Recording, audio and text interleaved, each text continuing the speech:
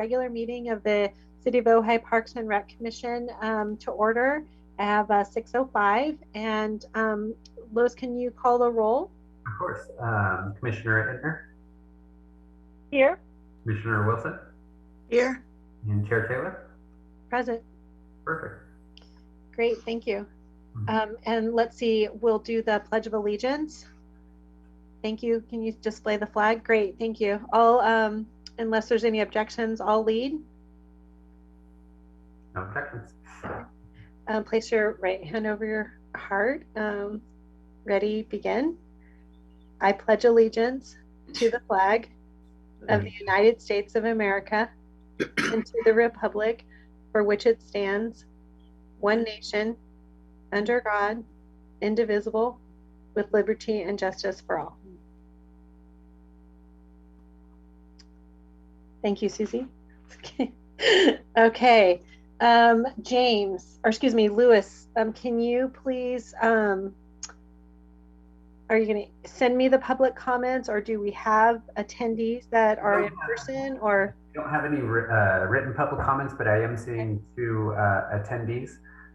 One of them being a person by the name of Tim, second one person by the name of Bill Miley. So we'll go ahead and introduce Tim. Okay, I'm sorry, I got Tim, and what was the name of the second one? Bill Miley. Bill, okay.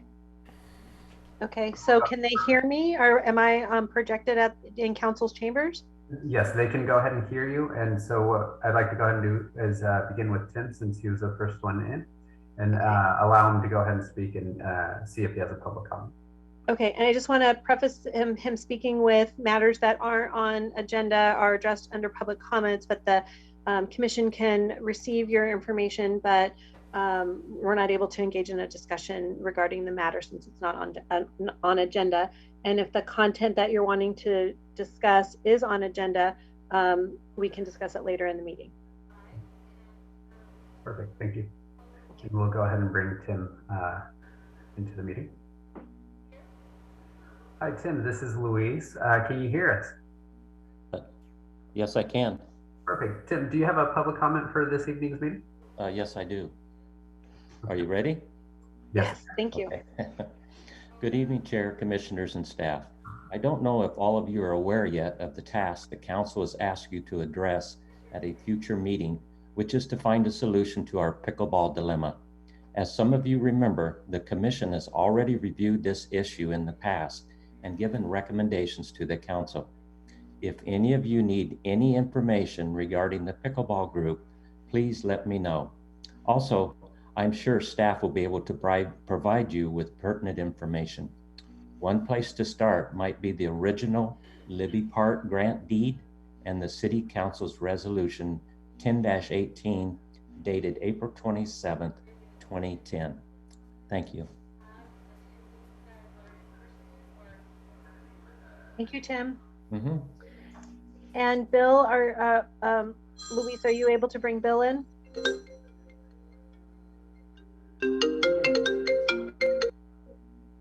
What's happening? You are muted. Luis, you're muted. Luis, you're muted. So you need to unmute. Yes, There we go. Okay. Bring Bill in to go ahead and speak here. Okay, thank you. Hi Hi, there. Bill, welcome. Hello, can you hear me? Yes, we can hear you. Thank you. Good. For the record, my name is Bill Miley.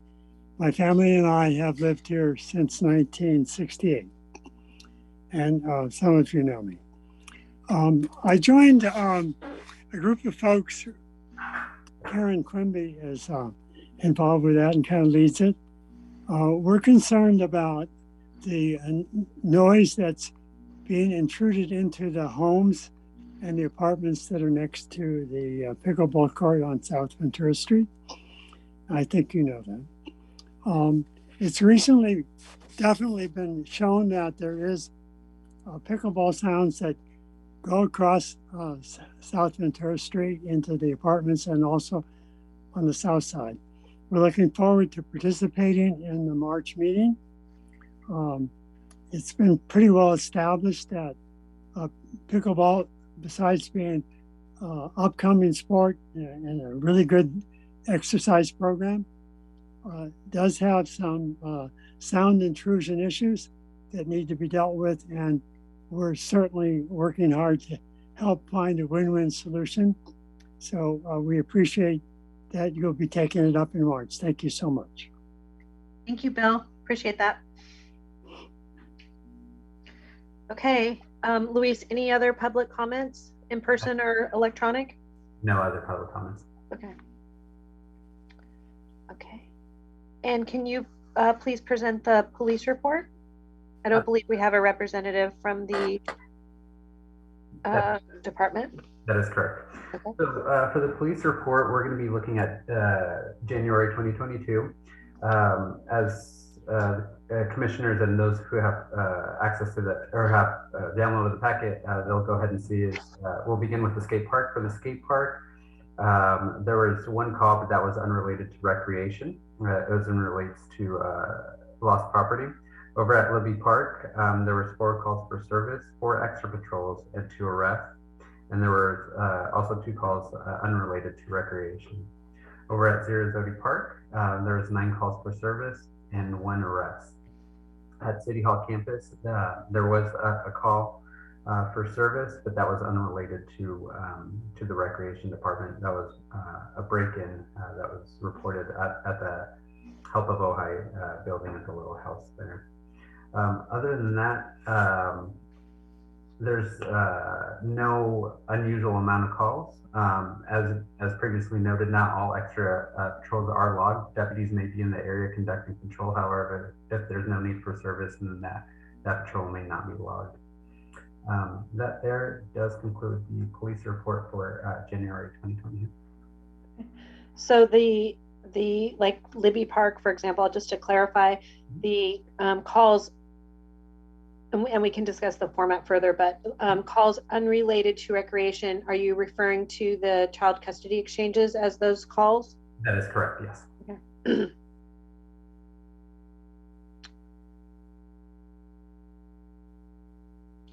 Great. Does anybody have any questions about the presented police report?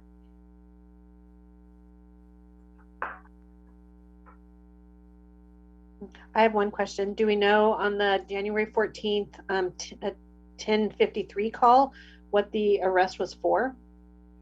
I mean, it says disturbing the peace, but typically that's not something that they arrest for down there on the tennis courts. I just was curious if we had more information. Was there some type of altercation?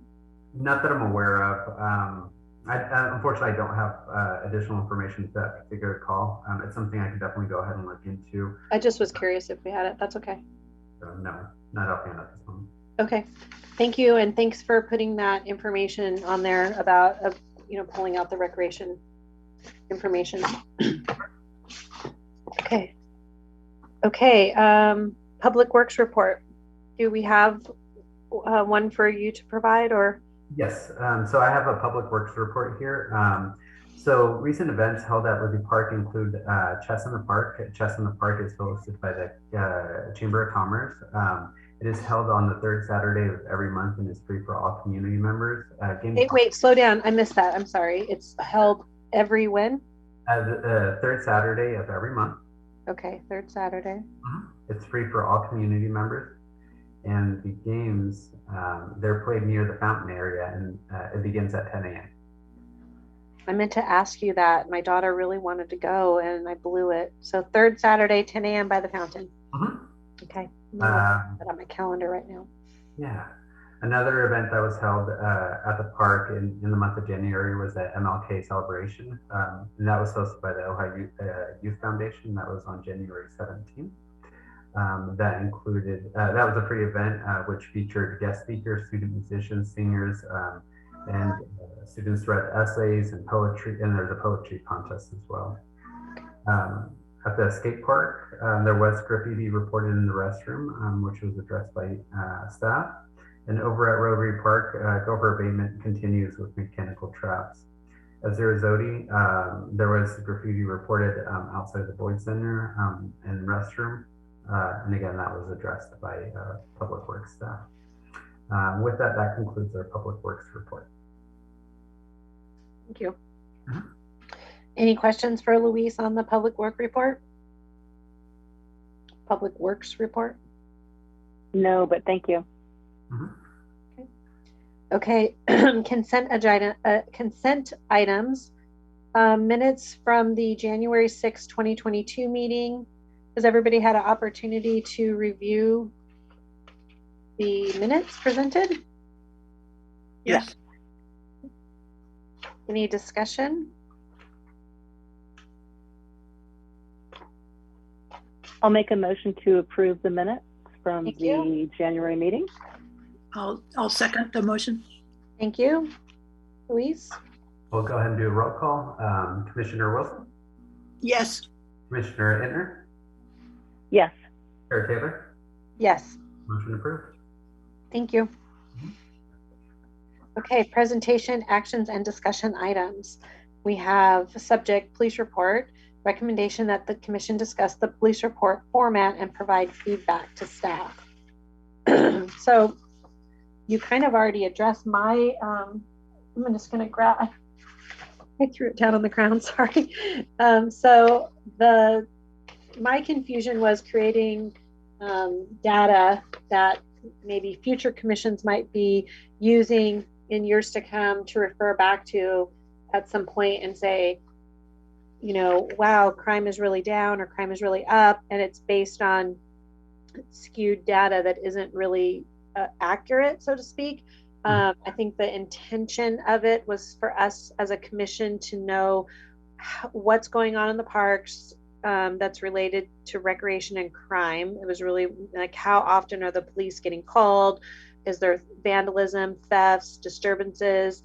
I recognize that it's great that our families are able to use the park in a peaceful manner and conduct custody exchanges. I think that's a great use of them also.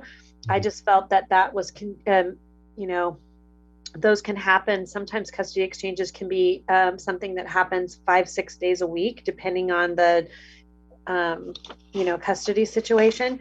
And I didn't want to have something like that skew the numbers where we have 30 calls for service to keep the peace for something that isn't seem recreation oriented. That was my biggest concern. So that's why I asked it to be placed on the agenda. Yeah, and I definitely agree with you. I think that by separating those out, it gives us a true picture of really what's, you know, what's going on to the park in regards to actual service calls, you know. If I could just make a suggestion, at the bottom of each little section, you have calls unrelated to recreation.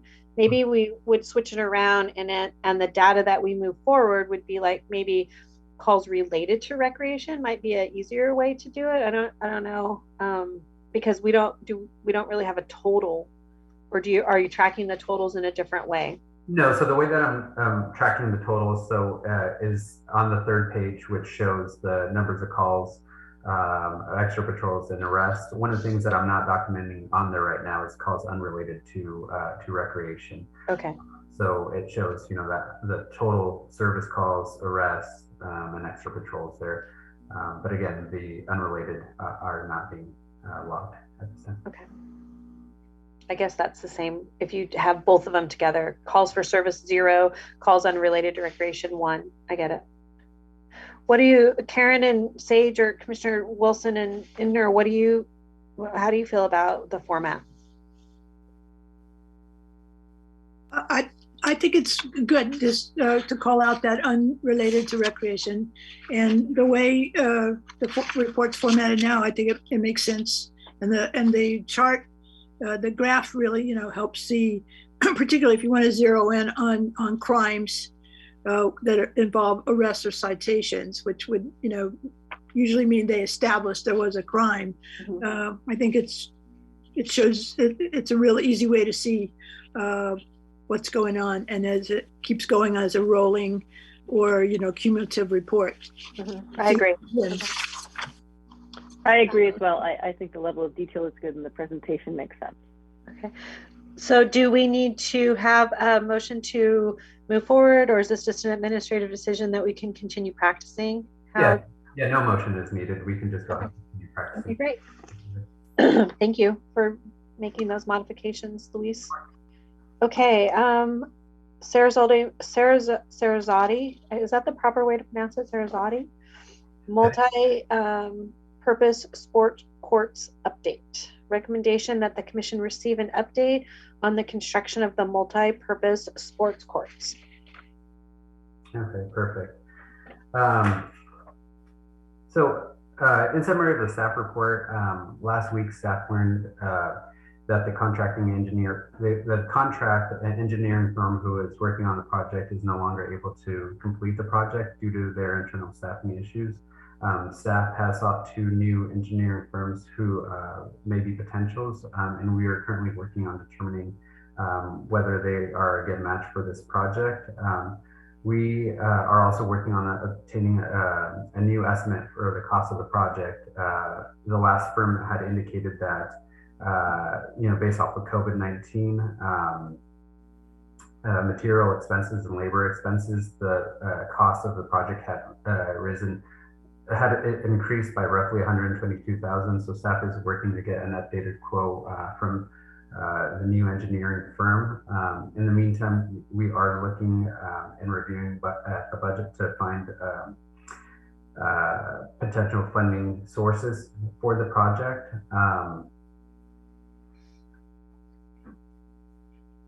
I wish I had better news for the project. So this is something that I'm very excited about, as well as other community members. Unfortunately, with this information that we learned last week, it kind of has put us to a halt. But as noted, staff is working to identify those 2 new firms, or identifying based off those 2 firms, which one's going to be the most ideal match, so we can go ahead and get an updated quote, and then go ahead and proceed to go ahead and seek that additional funding. We want to make sure that we have the most up-to-date information, so we are working towards an appropriate goal rather than just kind of shooting in the dark based off of the last information that was relayed to us. So that is where we are with the project at this point. Do we know what is the increase equal to percentage-wise? Do you have an idea? I don't right offhand. In the staff report, we do have a breakdown of the different funding sources, but not the percent as indicated. Can I ask a quick question? Sure. On the engineer's opinion of probable cost, the date on there says February 4th, 2020, but when you get down to the bottom, it says contingency on 8/7/2021. So is this from 2020 or is this from 2021? From 2021. Luis, if I could elaborate on that. Sure. The actual, so just for the record, I'm Alma, I'm the interim public works director. When we originally got that quote, it was from 2020. Sorry, I'm in the car. I don't have the paperwork in front of me. But when I took over and kind of resurrected the project, we had to reach out to the original engineer that was working on it and get an updated quote. And his recommendation was that the cost had increased because of supply chain disruption due to COVID. Mm-hmm. So that's why you see the 2 different things on there.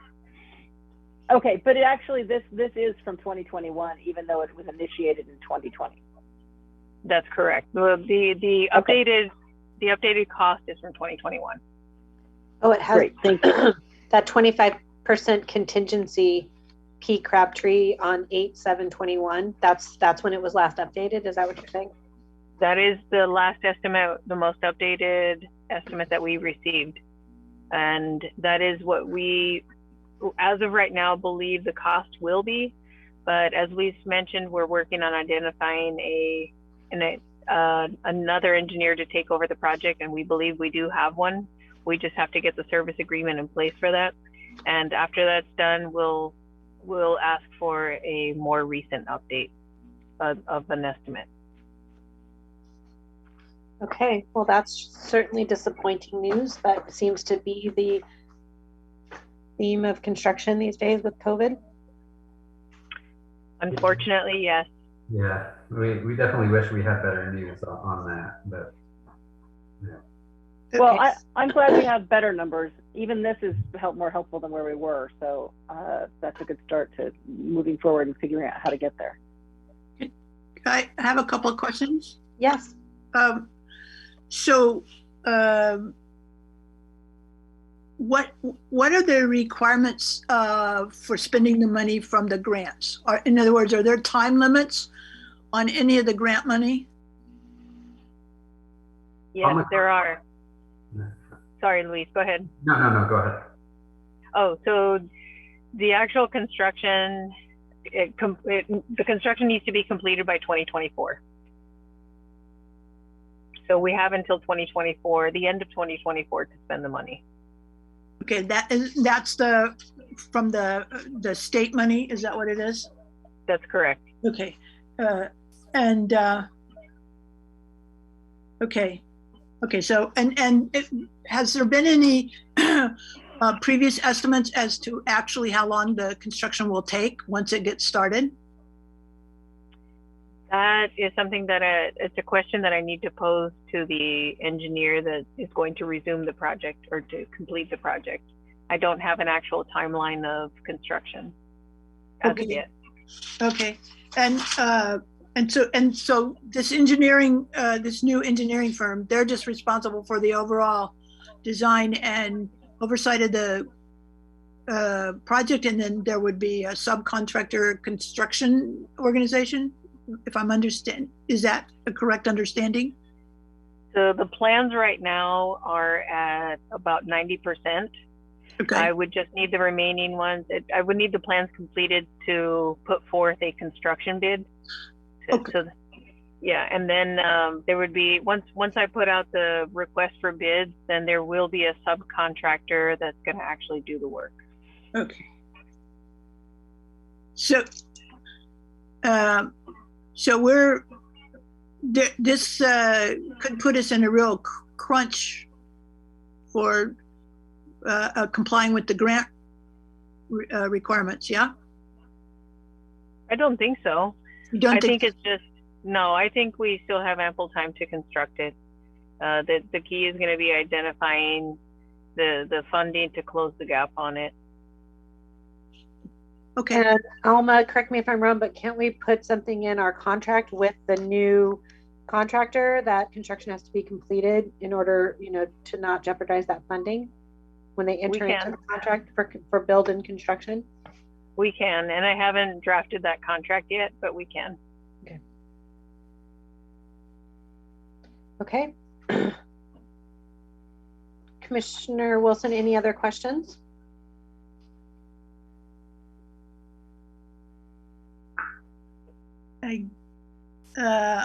So I'm in the report, there talks about some of the requirements of that grant, and I'm just curious, since I'm new to this. So it says one of the requirements is or that the grant prohibits the city from removing the grant-funded courts for 30 years. Is that sort of standard for grants from the state, or is it, I just need a little education on that. So as I understand it, that's pretty standard language. If you're using taxpayer-funded money to construct something, they want to see that that the taxpayer money is being spent and kept in place for as long as possible for the enjoyment of the community. Thank you. You're welcome. Commissioner Endner, any questions? Only a comment. When it was brought back before, when we were almost ready to put it out to bid previously, pre-COVID, I remember that the actual construction was not a significant amount of time. It was a pretty fast, pretty basic construction project. Mm-hmm. Yeah.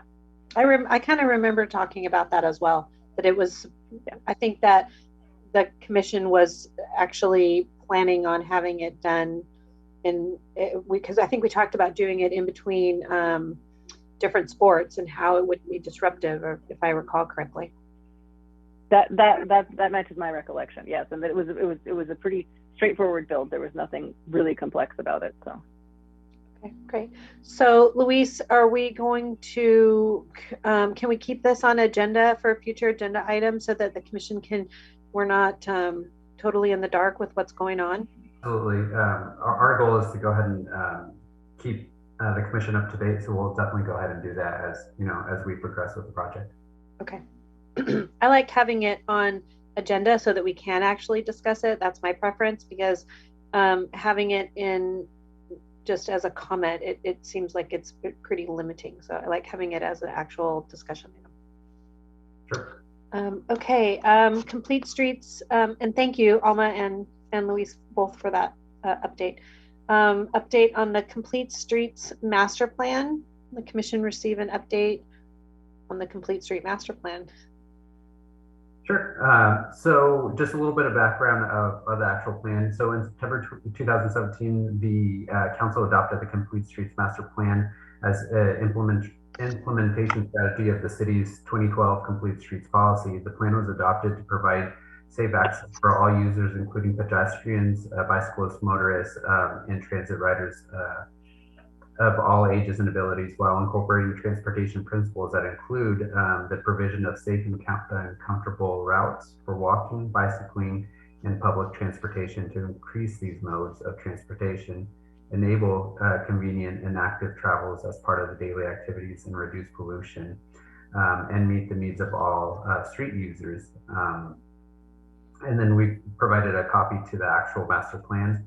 The purpose of the plan is to, as mentioned, is to create streets and spaces that balance the needs of range of transportation users. The plan does include a biking mode of transportation within the city. And the community did express a strong desire for all members of the community to feel safe, comfortable biking. Therefore, as a part of an extensive overall network, bike network, this plan includes the development of development of a connected, low-stress bike network, facilities that are either buffered from traffic or on very low impact, very low speed, low traffic volume streets, such as the active transportation project on Maricopa Highway. The Public Works Department does review and takes into consideration the plan when rehabilitating roads to allow driving to be complemented with safe walking and biking. The next paving schedule is estimated to begin in April, early May of this year. And one thing that the Recreation Department will go ahead and do is we'll go ahead and work in conjunction with the Public Works Department to assure that appropriate consideration is taken to enhance access and availability to parks and recreation areas within the city.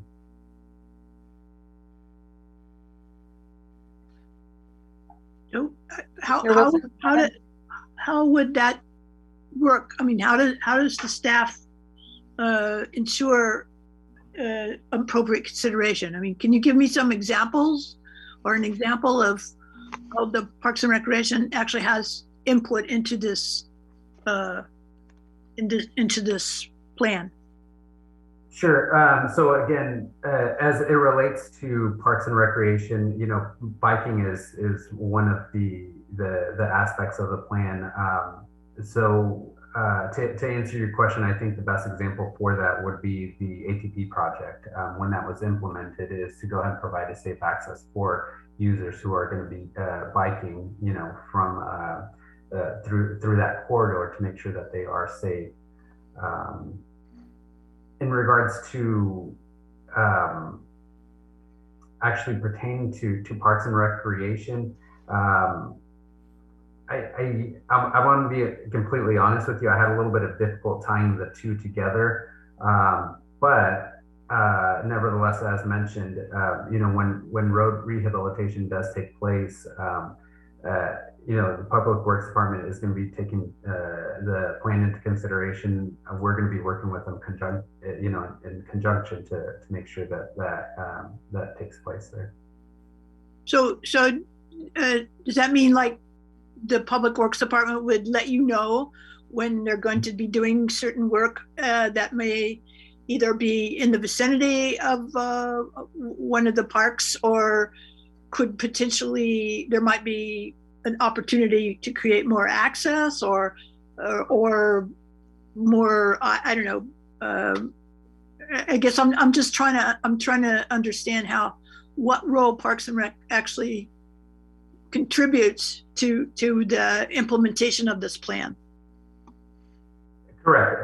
That's something that we're going to go ahead and work with collaboratively. Is whenever there's any road rehabilitation near park facilities, they're going to go ahead and let us know. But as mentioned, for lack of better words, I just had a hard time tying both of them and having parks and recreation tie into complete streets and maintenance of or rehabilitating of the roads. That's something that the Public Works interim director and I have spoken about is, whenever there's any rehabilitation of roads that are near parks or, leading to park facilities, that they would go ahead and let us know. So in the case of the Maricopa Highway project, given that there's the Rotary Community Park at one end of that, so was there any consultation or any consideration of access to that park in terms of how the bike lanes were designed? I mean, that to me would be one place I could see, but I just want to know, was there some consultation there? Sure, that was a very good question. And unfortunately, that was prior to my time, so I can't give a definitive yes or no. I would assume that that is the case. But again, that was prior to my time. Yeah, and I just want to elaborate on, sorry, go ahead. This is Alma, and I wanted to interject a little bit. That the ATP project has been in this planning / engineering phase since 2015, well before me joining the city of Ojai. And as I understand it, the bike lane that's going in now, what is currently proposed, is an extension of the Ojai Valley bike trail. Whether there was collaboration between Public Works and Rec Department, that predates my time with the city of Ojai. So I can't say with any degree of certainty that there was collaboration. Okay, thank you. I mean, obviously it's something maybe we keep trying to get our heads around to see where the collaboration can be. But thank you. Mm-hmm. Okay. Any other questions? Susie, I have a comment if that's okay. Go ahead. I would say collaboration might be a stretch. I think there's been points where it's been brought to the attention of the commission, but not in presentation format exactly. As far as the overlap, when I think about it, I think about Park Road, and I think about Grand and Ojai Avenue and the connectivity to the rec center, and proposed changes that might help make that safer, which are in there. I appreciate the link to the plan. Luis, that was helpful. So I think as much as anything, as it progresses and they're working in different zones that are close to access points, I agree. That's where I think it would be nice to have it on our agenda, look at it, bring it forward, and see if we have any comments. But generally, I think for me, I look at Sarasota Park. I also think Rotary Park makes sense too. But those are just my few comments. Thank you. Thank you. My comment is related to the active transportation project. I just want to make sure that they're considering any impact on El Roblar, I think Cuyama, that I noticed. To me personally, I travel that every day, and I have noticed increased vehicle traffic in that area. And of all the areas that need bike lane or walking pedestrian access from, I think it's Church Road up towards the cemetery and through the Arbolada. I think with the added 6th grade to Matilaha, there's just a lot of kids going through that section of the Arbolada. So I hope that that is able to be addressed.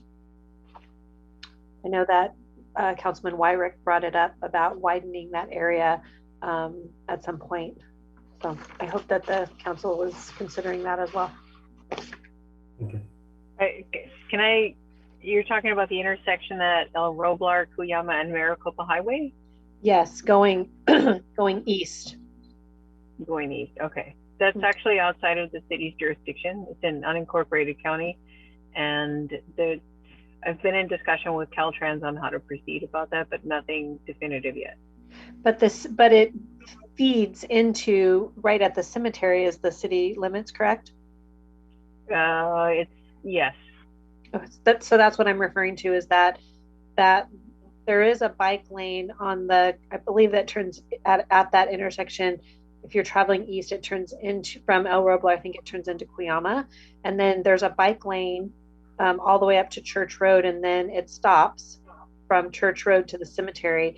And then from the cemetery all the way through the Arbolada, the city actually owns, according to the last discussion that we had when Councilman Wyrick was giving his presentation to the commission, or having discussions with the commission, he said that we actually have 12 feet on each side of that area. And there was some discussion about when we go to pave that would be the time to set those markers back to put in safe passage in the Arbolada to get to the rest of the city via whether it's going up to Grand or going through, by Matilaha Junior High, in that whole area from the cemetery, which is in the city limits, going east.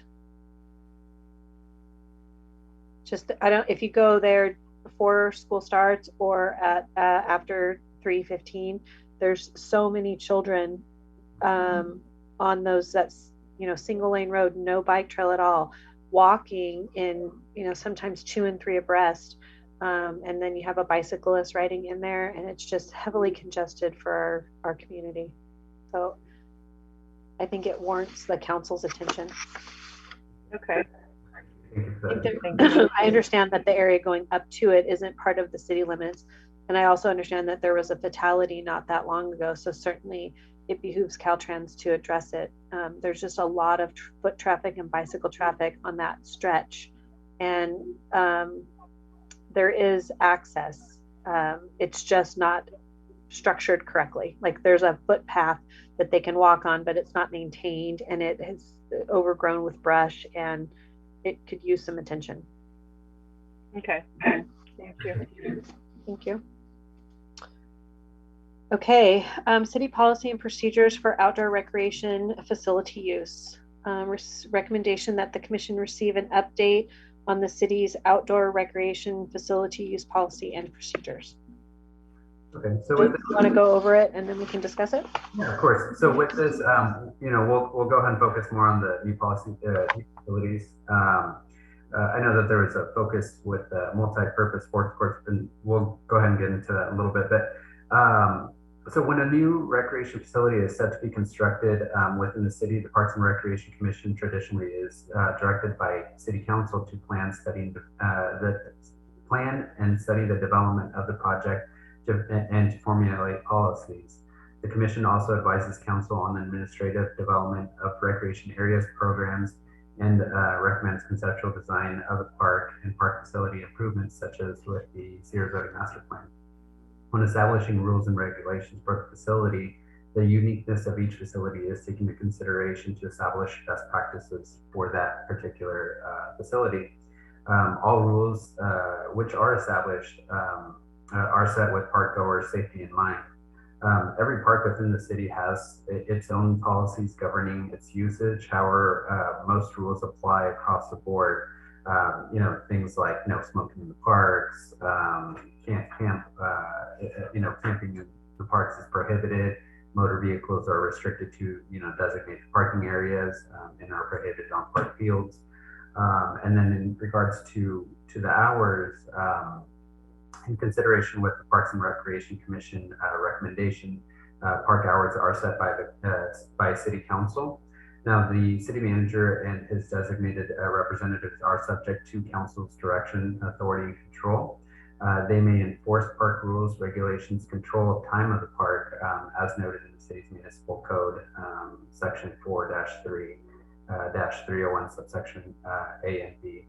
The city manager in consultation with council may change park hours to protect areas for enjoyment of future generations, as well as the convenience and safety of park goers, and to help provide a quality experience for all residents.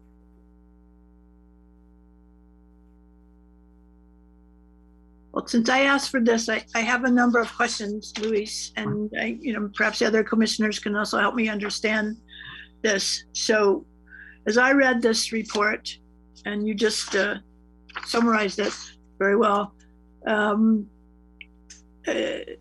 my first understanding is that when there's something new constructed, a new facility constructed, that policies are formulated for that particular new facility.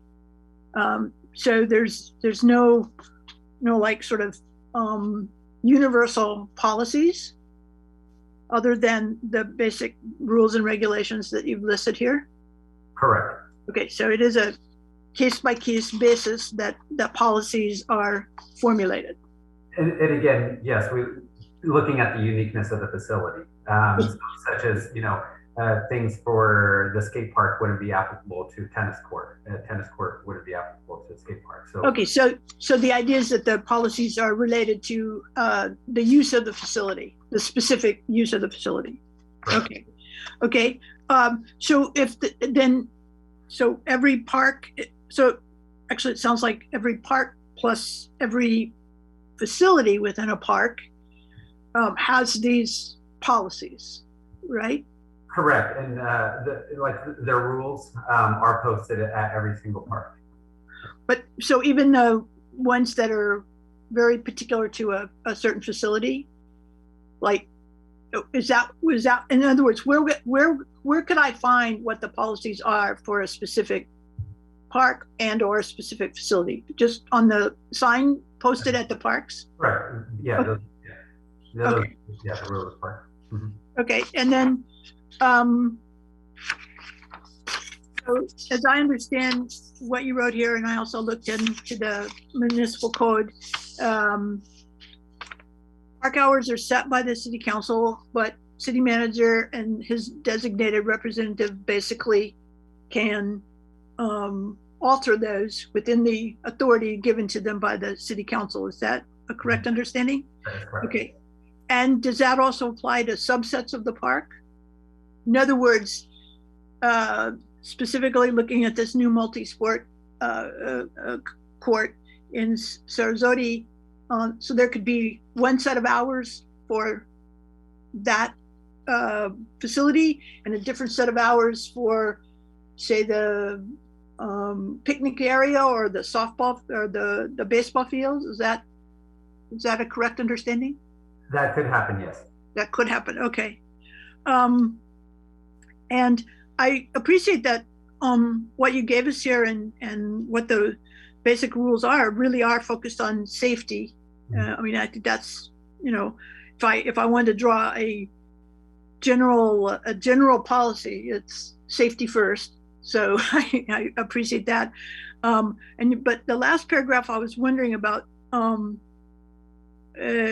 may change park hours to protect park areas for the enjoyment of future generations, as well as for the convenience and safety of the park goers, and to help provide a quality experience for all residents. So what a quality experience of the park for all residents? Is that what that is meaning? Yeah. Okay. Yeah. And it's just, one of the things, again, just relating to safety, right? We wouldn't want the parks to be, open through, 1 a.m., 2 a.m., for the safety of that park goer. So that's the reason why, the hours are set. Right. Okay. So, I mean, my summary is basically what I take away from this is that policies are set on a per park and per facility basis, and there is some discretion that the city manager has in particular in doing these things. So this leads me to a couple of questions since I, raised this about the new facility going in at Sarasota. And reading the update on that project and learning that there's this 30-year requirement on the part of, the state grant. How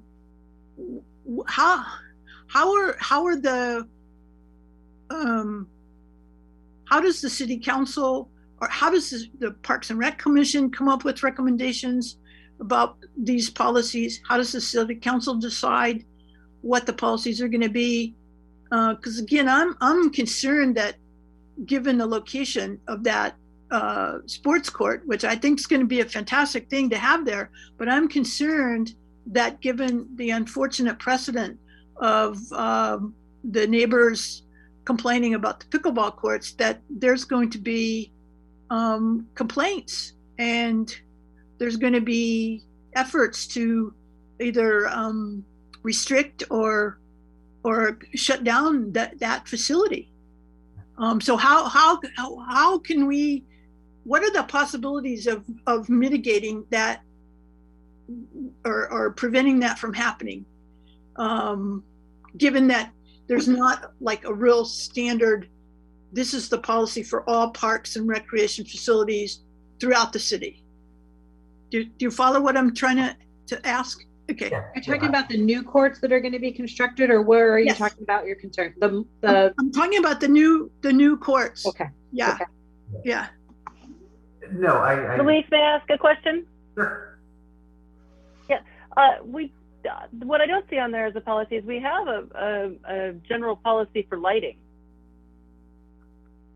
that's consistent between the various locations, isn't it? Correct. So the lighting is consistent across all three, the skate park, Libby, and Sarzodi. That is correct. You could deviate it, but there is already a rule that covers all three parks on lighting. As far as lighting, yes. Yes. Yeah, and hours of active use with lighting. Mm-hmm. As far as, and you're more concerned about noise, is that correct? Like actual. Well, I think there could be complaints about noise. I think there could be complaints about lighting. I mean, I'm glad to hear that there is a general policy for hours of use in lighted facilities. I mean, that obviously helps. That's something that, can be at least communicated ahead of the time. But I'm just concerned, given that the facility itself is, essentially backs up to that, to the houses right there on the edge of the park. The two sports that are going to be there, will generate a certain amount of noise. And the lighting there will also illuminate a part of the park that hasn't been illuminated before. So I guess maybe I'm just being, a worrywart, but again, I feel like there's been an unfortunate precedent set here, and going forward with any new facilities that are going to change the basic landscape of the parks. It just seems to me we have to think about how do we avert those problems. Yeah. I definitely think that you bring up valid concerns. Just a quick point of clarity in regards to the lighting. The current lights that are at Sarzodi Park do cover a portion of that area there, so it's not something that would be new to that area. In reference to this compared to pickleball, I think that those are two completely different issues in itself. As Chair Taylor noted at the last meeting, for this particular facility, neighbors already used to noise from soccer, noise from softball, noise from different sports going on there. So I don't think it would be anything new to them in that particular sense. But I mean, really anything can always happen, right? But we go ahead and address that situation at that point, as we have with pickleball, right? As we started hearing different noise complaints there, so we did sound mitigation. We did some sound mitigation there with acoustic, walls. So that's something that, if this were to become an issue here, that's something that we could definitely go ahead and explore. But going back to my initial point, a lot of the sports that are played already at the park, the sports courts wouldn't have any different sports that the sports courts there wouldn't be any new sports that are not already played at the park. Just a more Well, yeah, I understand. setting. I also think that, so it's interesting to comment on the lighting too, because the type of lighting that's going to go in on those courts is very different than the lightings on the field. The new LED lighting has sharp lines where it ends and it doesn't bleed the same way. So from that perspective, it'll be much better. It won't have nearly the effect that those other lights would have in that location. So if that's, I don't know if that's helpful. And they have control, like right now, lights shut off at certain times all across all of the parks. So I'm sure we would continue with that too. That's good to know that there's a limit. I'm just curious about the fact that the new sports court will be much closer to the residents than. Jesus, sorry, I don't know how to get out of this. Sorry. Much closer to the residents than the open fields are right now, or where the basketball is played right now, I guess. So I take your point. These are not new sports, but on the other hand, it is in a different location. Mm-hmm. Given that, they could be very popular. I mean, hopefully they are very popular for this kind of investment. They could be in use for a good part of at least they could be very popular in the evening and on the weekends, and the times when people are generally expected to be at home and so forth. So I guess I'm asking a couple of things. One, what do we do to help people get ready for this so that they're not blindsided by it and then irritated by it and then complaining about it? That's one part of it, right? Because so I don't know what we're doing right now to sort of help prepare for that, help educate people. Luis, as you the approach that you really advocate, and I share that advocacy with you, and then also just kind of consistency across facilities. I am concerned that the policies are consistent across the facilities. I understand that taking into consideration the particulars of the activity is important. But I think consistency across facilities is also important, so that people, understand this is the way, this is how parks are used, and this is how the city provides for the recreation of the community. So, one, are we educating people? Are we getting them prepared? And two, are we being consistent? Yeah, great question. So in regards to announcing it, I think, again, this is prior to my time, but, in the research that I found, the master plan was formulated based off multiple meetings between the Parks and Recreation Commission, members of the community, park goers. And one of the things that I would like to go ahead and do, that actually I have a plan to go ahead and do, is once we have everything in play, meaning, funds secured, we have contractor in play, is announcing it. I think this is something that the city is going to be very proud of. And so announcing it to the community, that with being on social media, being on the REC's website, the REC website is something that I'm looking to go ahead and revamp, bring it a little bit more up to date.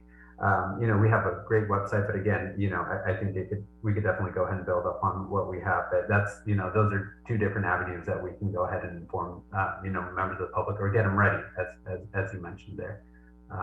That's definitely what we can go ahead and do. I think we've done a great job with public engagement. We've had all of our work is done in the public. We have been discussing this for years, and had nothing but positive input from the community. I think the lighting was discussed in almost to exhaustion about specifically how the softball lighting compared to the lighting that we were proposing is very, the technology is so much more advanced that it is very focused on specifically the area that it's lighting. And there was very little, I think is the word bleed. There's very little bleed of the lighting. So it's a very conscientious decision with literally hours of input, I think, on that topic alone.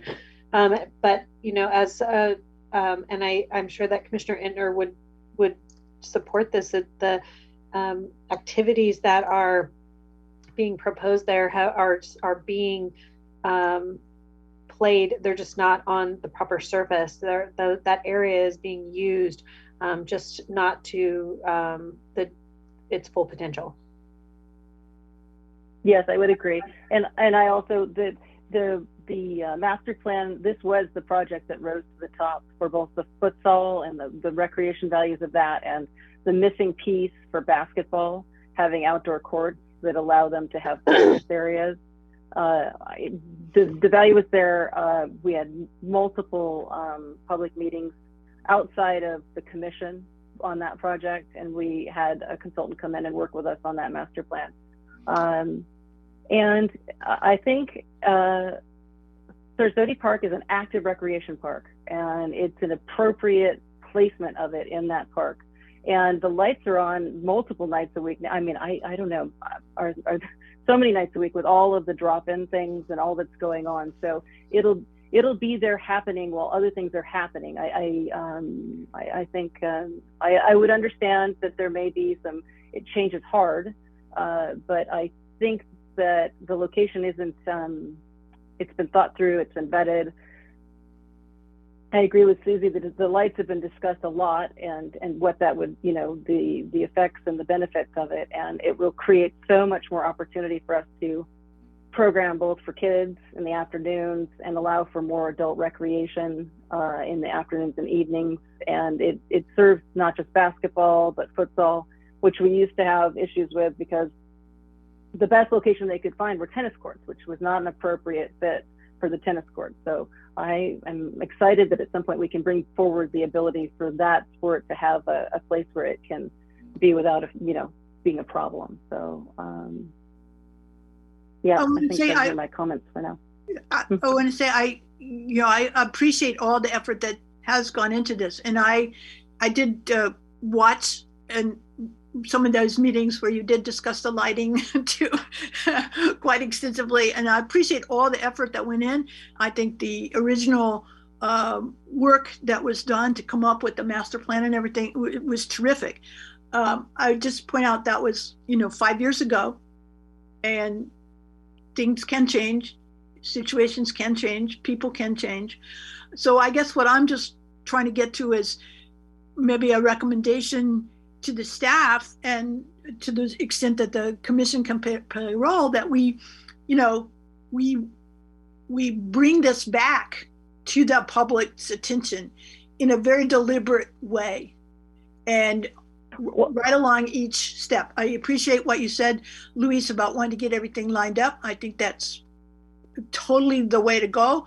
But the minute things are lined up and maybe there's going to be a groundbreaking or something, the public education has to start either just before that or no later than that, and just bring the neighbors and bring the public back into this project, which clearly had a lot of support, and just sort of making sure that support and that embrace continues. That's really kind of what I'm trying to get at.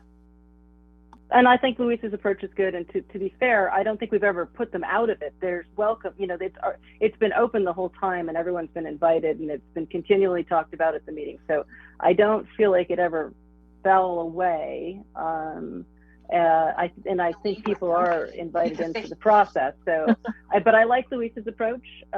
You're asking to bring a focus back on it, and I think that would be helpful. And I think it is helpful though when you know what you're going to do and when you're trying to do it.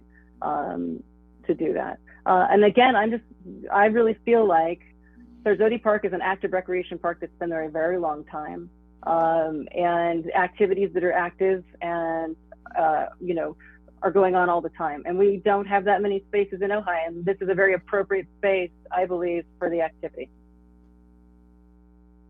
Totally agree. Totally agree.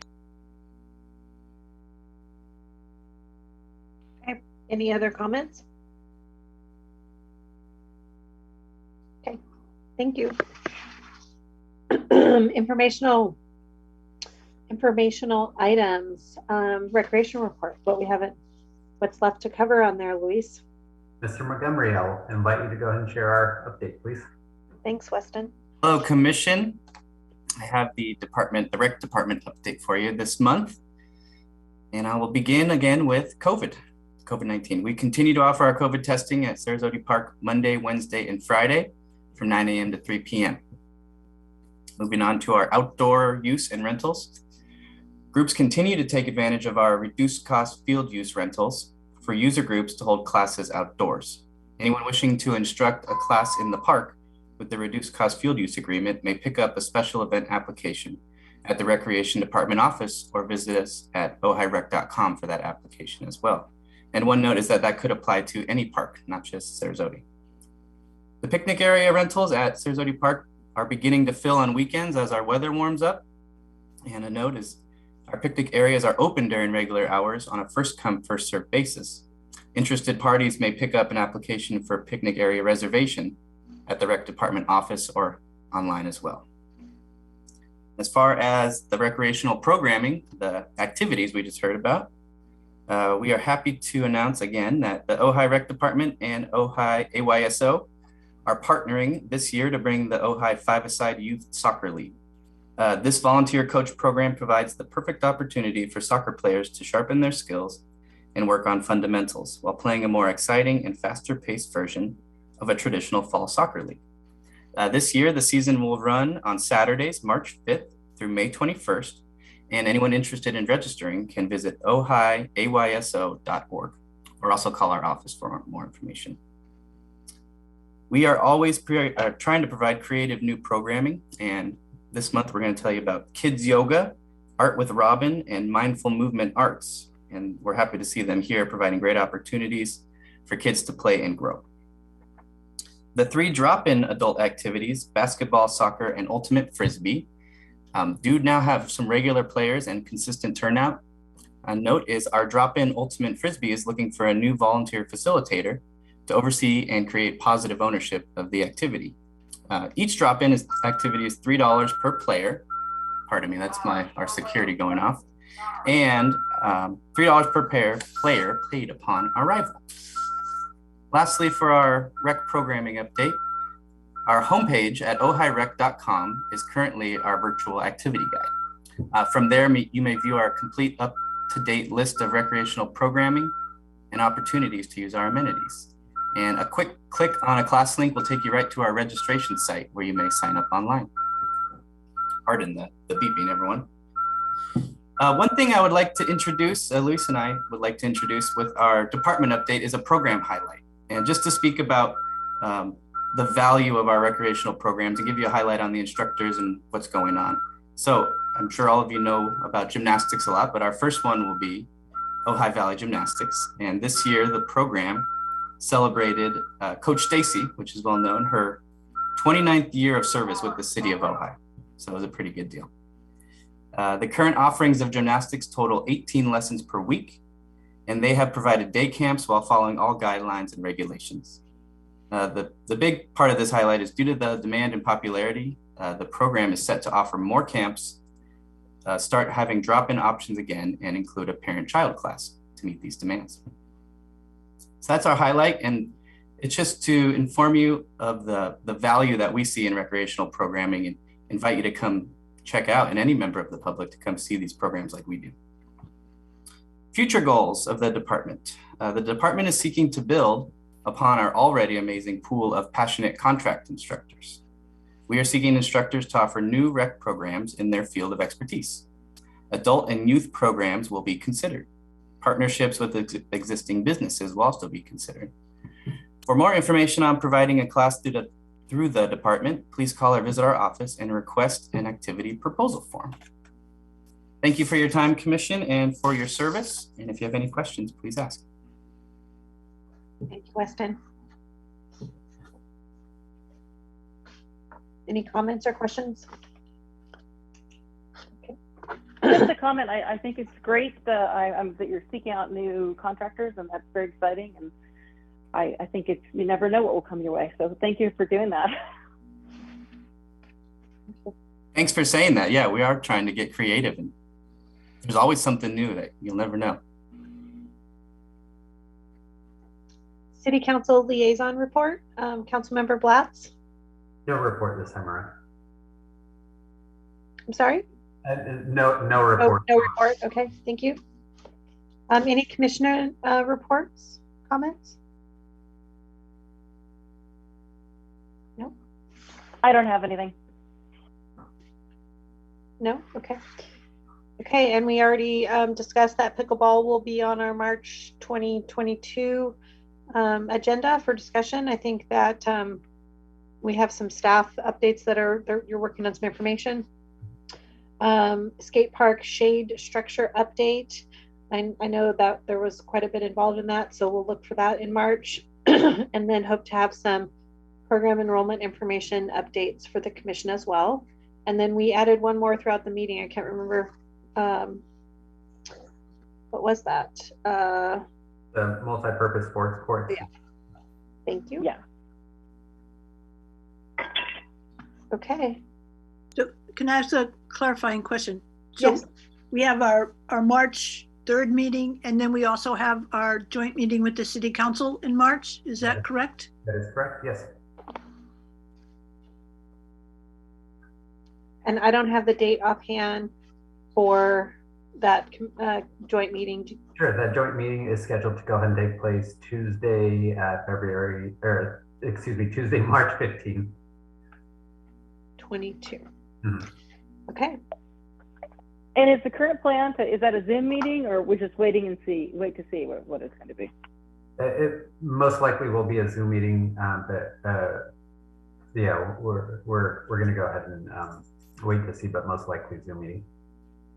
Okay, thank you. I definitely won't be attending in person, so I can only participate if it's via Zoom. Okay. Just so we're clear. Okay. Anything else? Okay, well, I will adjourn the meeting I have 7:13 p.m. Okay. Thank you all for participating. Thank you all. Thank you. Thank you, everybody. Thank you. Good night. Bye.